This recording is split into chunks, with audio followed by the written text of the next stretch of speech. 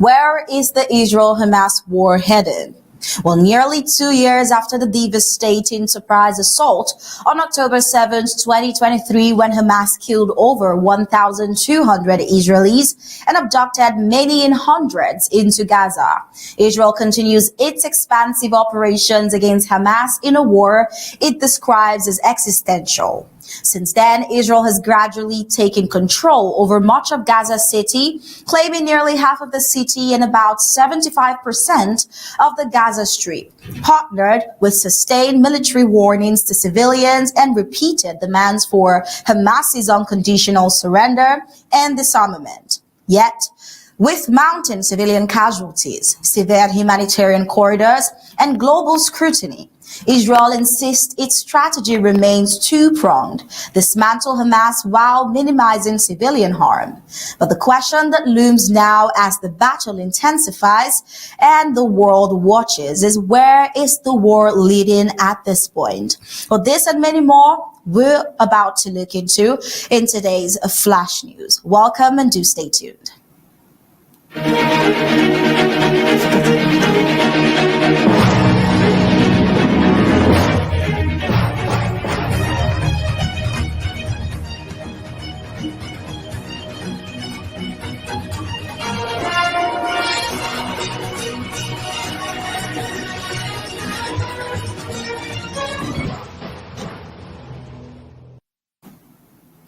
Recent reports on the Israel-Hamas war reveal that high-rise towers allegedly used by Hamas for command operations have been struck, but only after evacuation warnings to civilians. Israel asserts it gives civilians in Gaza City advance notice to flee. Evacuation orders issued, particularly directing residents south towards Khan Yunis, deemed a humanitarian zone. Some Gazans report being warned just 15 to 20 minutes before airstrikes, which they critique as insufficient. Let's take a listen to this Gazan resident making the exact same complaint of limited time to evacuate.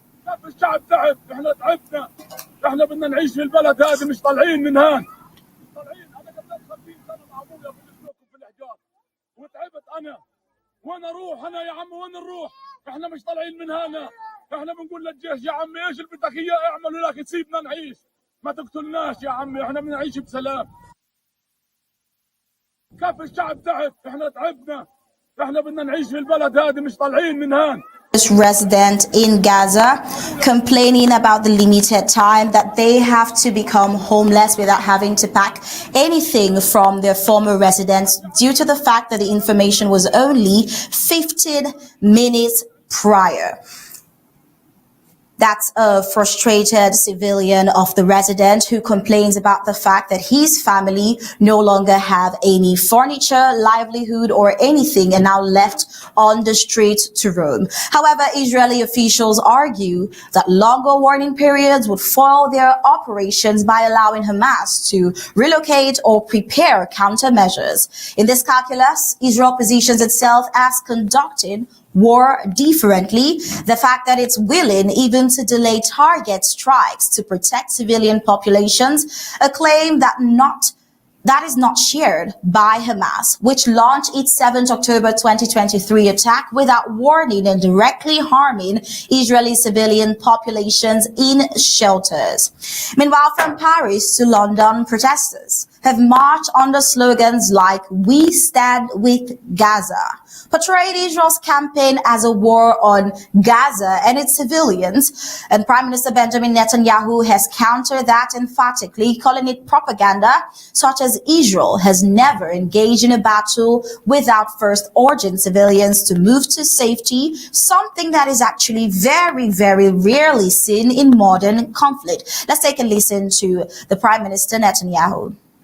That's what's causing the shortage. And as far as killing deliberately civilians, I mean, Israel has sent millions and millions of text messages, phone calls to Palestinian civilians telling them, get out of harm's way. Hamas has implanted itself in your neighborhoods, in your schools, in your communities. Get out of harm's way so that we can shepherd you to safe places. And many did, but many didn't, not because they don't want to, but because Hamas shoots them if they try to get out of harm's way. So Israel is doing things that no army has done. No army has done in trying to avoid civilian casualties. Just remember the Allies going into France or then into Germany, and they go into the cities. You think they tell the population, please leave so we can come in? You know, they bomb through, they blaze the way. I'm not condemning them. I think, you know, I'm not saying Churchill in any way was at fault or Eisenhower. But Israel is doing, I'm just stating a fact, Israel is doing what no other army has done. Not in Fallujah, not in Iraq, not in Afghanistan. The lengths that we go to protect the civilian population has been unheard of. Yet Israel is being vilified. Well, this was from weeks ago, and we cannot help but notice that an example of such army he mentioned who wouldn't take such procedures before launching is a country that actually has brought Israel to the spotlight and condemning them, as a matter of fact, gratifying Hamas by calling Palestinian a state. Well, Netanyahu frames this act as evidence Israel fights not Gaza's people, but Hamas. His refrain, it is more important that Israel triumphs militarily than for its adversary to win through the narrative. Let's take a listen. אנחנו מעמיקים את התמרון בפאתי העיר עזה ובתוך העיר עזה. אנחנו מחסלים מחבלי נוח'בה שנטלו חלק משמעותי בטבח של ה-7 באוקטובר. אנחנו מחסלים תשתיות טרור, אנחנו מחסלים מגדלי טרור מופללים, ואנחנו הקמנו עוד מרחב הומניטרי לאפשר לאוכלוסייה האזרחית בעזה לצאת למקום מבטחים. וגם לקבל שם את הסיוע ההומניטרי. בינתיים יצאו מעזה כ-100,000 איש. החמאס מנסה לעשות הכל כדי שלא יצאו, וישארו שם כדי שיהוו עבורו מגן אנושי. אם אני צריך לבחור בין ניצחון על אויבינו לבין תעמולה רעה נגדנו, אני בוחר בניצחון על אויבינו, ומאשר ההפך. אני לא רוצה כתבות שאנחנו נובס על ידי אויבינו, ושנקבל כתבות ספד טובות בתקשורת העולמית. אני בוחר בניצחון. Well, it is an obvious dilemma for the Prime Minister of Israel, Netanyahu, to choose between winning the propaganda war or to win the war militarily. And he has chosen to win the war than to have the enemy win him, and that being in the article. But as global pressure mounts, the underlying question remains, can Israel retain the moral and strategic high ground while pursuing victory? Well, we see that as Israel readies for a ground offensive in Gaza City, a United States brokered ceasefire and hostage release proposal is circulating via back channels. Peace mediator Gershon Baskin and Palestinian American Bishara Baba delivered the plan, spearheaded by Trump's envoy Steve Witkoff. It offers a permanent ceasefire and Israeli withdrawal in exchange for the release of hostages. Hamas insists on full Israeli withdrawal as a precondition. Israel, for its part, demands Gaza be demilitarized and freed from Hamas's control before considering withdrawal. As negotiations clang against non-negotiable stances, Israel's military machine presses onward, issuing final ultimatums and preparing for a deeper invasion of contested neighborhoods. Well, adding urgency to the fragile diplomatic calculus, the United States President Donald Trump issued what he termed a last warning to Hamas: accept the ceasefire, hostage proposal, or face immense consequences. Israel, Trump says, has accepted his terms. Now it's up to Hamas. Meanwhile, of the remaining hostages believed alive in Gaza, Trump expressed concerns that some may have recently died, heightening the emotional stakes as Palestinians are told to evacuate before expanded assaults and hostages' fate hang in the balance. Diplomatic channels and military operations collide, ratcheting the stakes higher and making the next moves critically consequential. The Israel-Hamas war at the moment stands at a crossroad. On one flank lies Israel's bid to destroy Hamas while preserving humanity. On another, mounting global condemnation and escalating chaos amongst Gaza's civilians. In between, the thin line of diplomacy, waiting to be seized or shattered. The war's direction now depends on whether military might, moral posturing, or diplomatic breakthroughs win out. Away from Israel and onto Ukraine, we're seeing what analysts call the largest aerial bombardment since the war began. Russia unleashed a devastating wave of 810 drones and 13 missiles across Ukraine. The onslaught didn't spare even the heart of Kyiv, setting ablaze key government buildings for the first time in this conflict. A symbolic escalation that sends a chilling message to the world. Officials confirm at least 4 civilians were killed, including a mother and a 2-month-old child, while more than 40 people were wounded. Mayor Vitaly Klitschko described the scene: a 9-story residential building collapsed, and rescue teams continued searching through rubble for a third victim. Outside city centers, cities like Zaporizhzhia, Kryvyi Rih, Odessa, Sumy, and Chernihiv all came under bombardment, highlighting the assault's staggering scale. Ukraine's air defenses managed to intercept the vast majority of incoming drones and missiles, but the destruction that slipped through it leaves no room for doubt. The war has entered a more ruthless phase, is what this latest attack tells us. President Zelensky condemned the strikes as ruthless, urging stronger alliances and bolstered air defense systems, especially with France. European leaders echoed his outrage. France accused Moscow of indiscriminate violence, while the United Kingdom declared the assault proof of Putin's disdain for peace. Well, as flames licked the steel and glass facade of Ukraine's cabinet building, President Zelensky used the moment to rally global support. For the first time since the full-scale invasion, Russia struck our government headquarters in central Kyiv. He said, Prime Minister Yulia declared, witnessing the aftermath firsthand, that with the building's charred walls standing as testimony, she appealed to allies to close their skies, tighten sanctions, and help them end the war. But then across the Atlantic, the United States President Donald Trump has voiced deep frustration, describing the attack as yet another provocation. He said he is not happy about the situation and swiftly floated the idea of tougher second phase sanctions, targeting Russia's economy, especially its lucrative oil exports. Trump's proposals include potential secondary sanctions on countries importing Russian energy and coordination with European allies to collapse Moscow's financial base. But then where does it go from here? We see that Russia's aggressive escalation and the first strike against Kyiv's nerve center mark a dangerous pivot in the conflict. Ukraine responds by intensifying its plea for air defense and global solidarity, and while Washington's sanctions threat gains momentum, they bring with them important questions. Can economic pressure alone deter a belligerent opponent? And will Ukraine's call for defense be met with tangible aid in time? Combining symbolic military and economic fronts, this attack may define the next chapter of the war, and with it, the fate of Ukraine itself.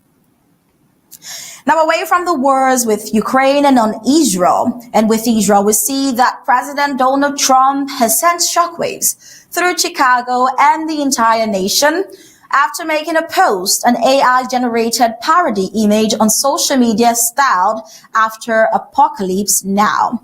Now, the tweet we can see, he titled it, Chipocalypse Now. The image shows Trump dressed like the flamboyant military officer from the film, superimposed over a fiery Chicago skyline and captioned, I love the smell of deportation in the morning. Chicago is about to find out why it's called the Department of War.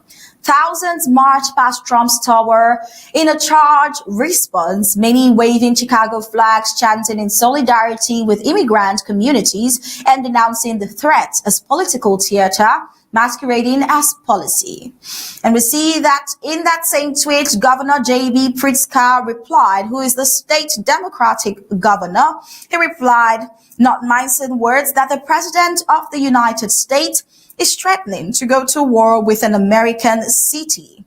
with an American city. This is not a joke. Illinois won't be intimidated by a wannabe dictator.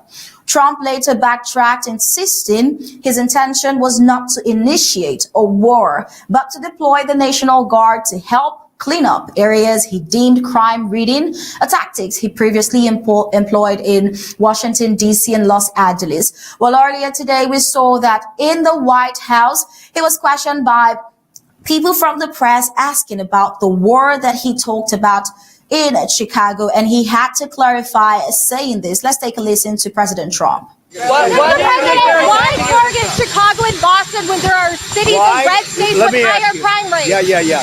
Really higher than Chicago? There are like Memphis and St. Louis. Excuse me. Do you know how many people were killed in Chicago last weekend? 8. You know how many people were killed in Chicago the week before? 7. You know how many people were wounded? 74 people were wounded. You think there's worse than that? I don't think so.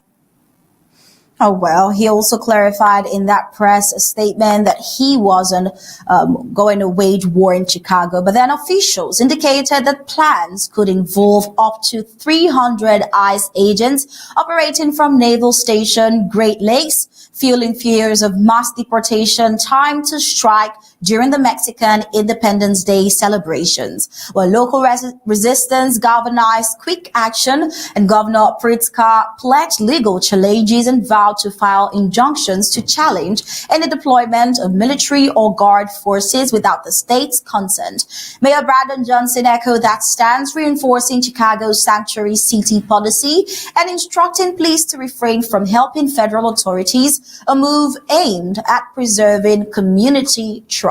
And we cannot help but ask, why would he say that? What does he stand to gain with the demilitarization? But then from the embattled streets of Gaza and Kyiv to the heart of Chicago, today's headlines reveal more than conflict. They expose the fractured lines in the global and domestic governance. In Gaza, we see Israel's continued war. It claims its existential dismantling Hamas while walking a moral tightrope under the scrutiny of the world. And in Ukraine, Russia's largest air onslaught yet has eliminated both the resilience of Ukraine's defenses and the urgency of international support amid growing civilian suffering. And in Chicago, a president's poetic but violent imagery has sparked protests, legal battles, and renewed debates over the boundaries of executive power and civil liberties. Well, these developments underscore the fragility of democratic norms, whether under the bombs of war abroad or the rhetoric of power at home. The next phase of each crisis will be a test. Can institutions uphold the rule of law, protect innocence, and steer society towards peace? Or will we be drawn further into chaos, division, and the erosion of trust? Well, the coming weeks, it's going to give us the answers to that. But for now, we've come to the end of the Flash News. Just stay tuned for Undaunted coming at the top of the hour, 8 p.m. for Untold Stories on the home front. I leave you with ABC Amba TV images. Thank you for watching.